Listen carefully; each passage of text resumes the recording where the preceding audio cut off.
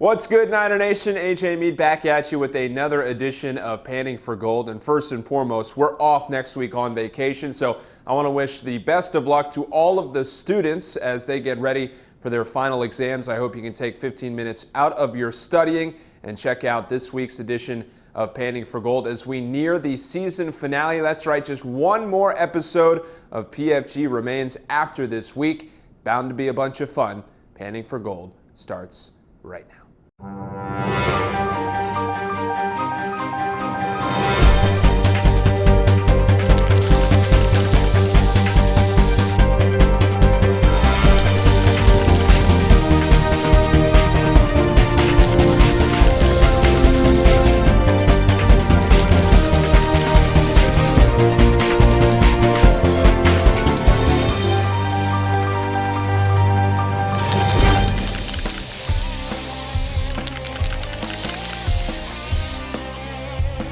A lot to get to on the beat this week, including the 49er Golf Club outing from down there at Pine Island Golf and Country Club, a first look at the finished tennis complex, and a John Hamilton feature interview. All of that and much, much more. Cue up that beautiful beat bumper.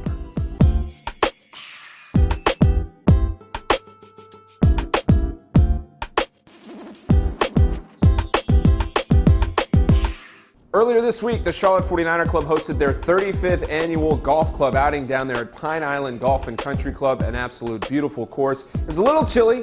The wind was brisk, to put it lightly, but that did not deter us from having a great time and, more importantly, raising money for the Student Athletes Scholarship Fund here with the Charlotte 49ers. For more information on the outing, here's some video. Check it out. Obviously, very important event for us as we're going to hopefully raise about $65,000 for our scholarship fund today. 35th annual event, which is, it's hard to believe that we've been in place that long. This is my 17th, so very exciting. Liberty Mutual is the title sponsor for this year. We're part of the national network of tournaments this year, so that's the first time we've ever been associated with them. Folks have a great attitude in light of the very windy, cold weather that we have in April here in Charlotte today. But they all know it's for a great cause, scholarshiping student athletes, and that seems to be the overriding the cold weather today. This is, again, a very critical event for us as we, look to raise over $1 million again this year. Hope to finish the year somewhere between 1.3 and 1.5 million dollars. Again, all in support of the Student Athlete Scholarship Fund at UNC Charlotte. Important to us to also market our staff members that are here, and with football being the newest sport on the block and getting a lot of attention with the building of the stadium and the recruitment of that first class, Brad Lambert is out here and several of his coaches are out here participating in the tournament, and Alan Major is here as well as Kara Consuegra and Lauren Hibbs. All of them are here participating, and other sport, well, actually some assistant coaches from sports like golf are out here. So it's great to have all of them out here. Great marketing tools for us. For folks to get to know them, they get to know a little bit more about those programs when they are participating in a foursome with them. So awesome representatives for us. Just kind of extends the knowledge base that we have out there trying to sell our program.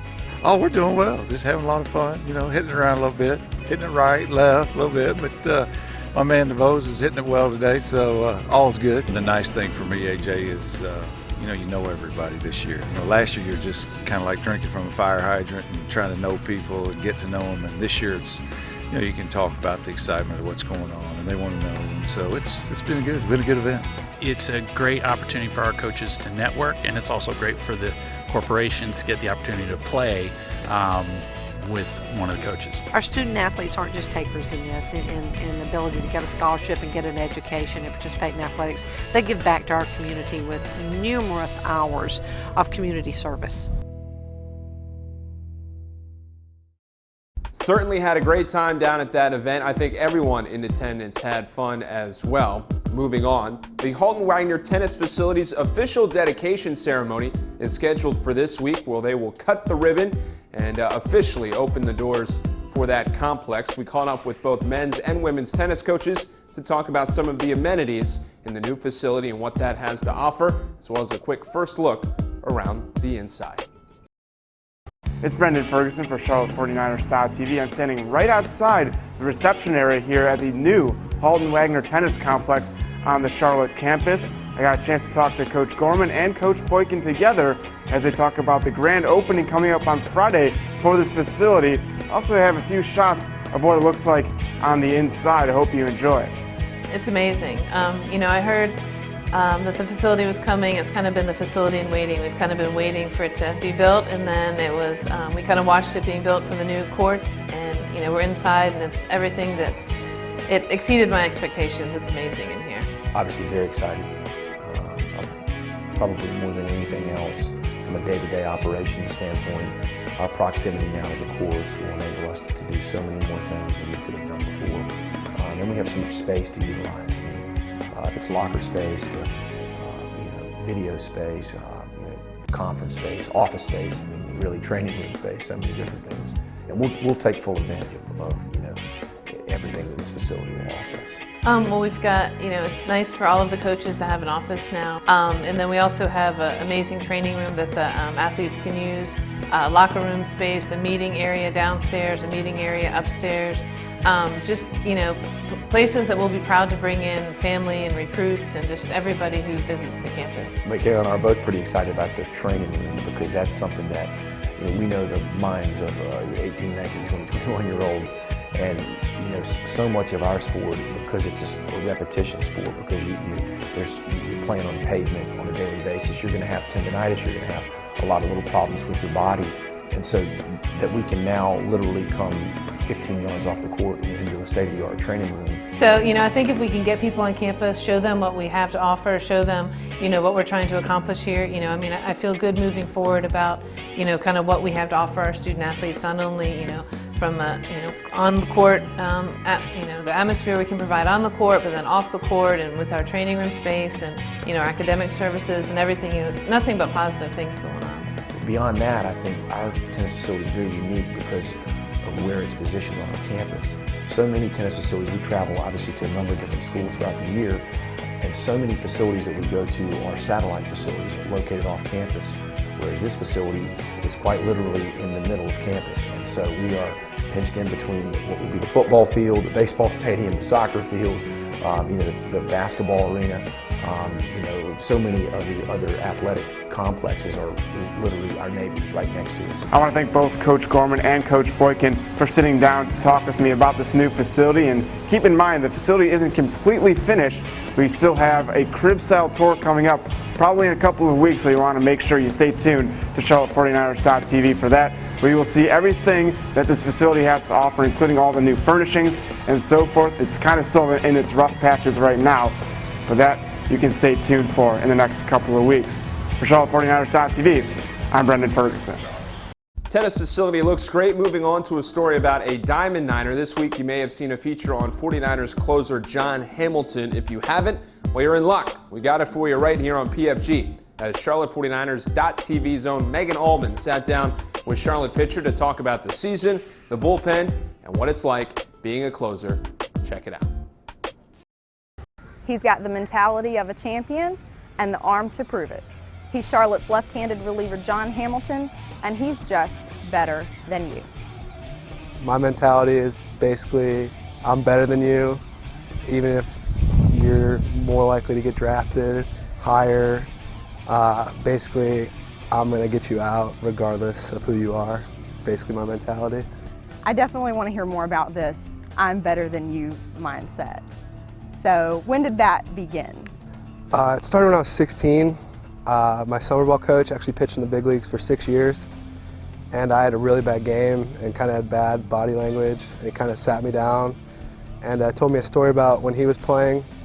His first game, first batter he faced was Alex Rodriguez, and he basically said he walked him on 4 pitches, and one of the veterans, David Justice actually, sat him down after the game and told him, look, I don't care if you're a rookie and it's Alex Rodriguez in the box, you need to act like you're better than him. And he kind of just passed that along to me, and I've kind of taken that with me ever since.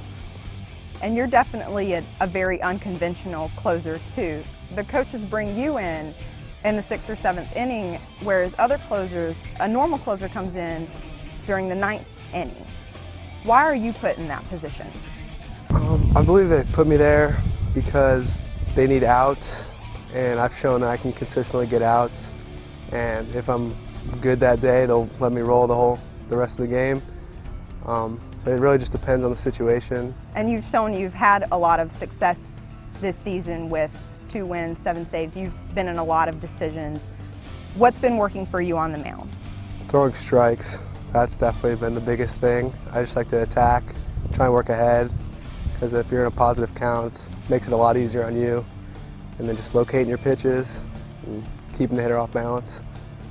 Every closer definitely has a pitch that is significant to them. What's your pitch? Mine's a little unconventional for a closer. It's change up. I can throw it in any count, and it really helps me keep the hitter off balance. So it's not like a normal closer where I can just throw it by everybody. I gotta pitch a little bit. Could you describe a specific game this season where that change up has worked for you? Xavier. Velocity was down on fastball.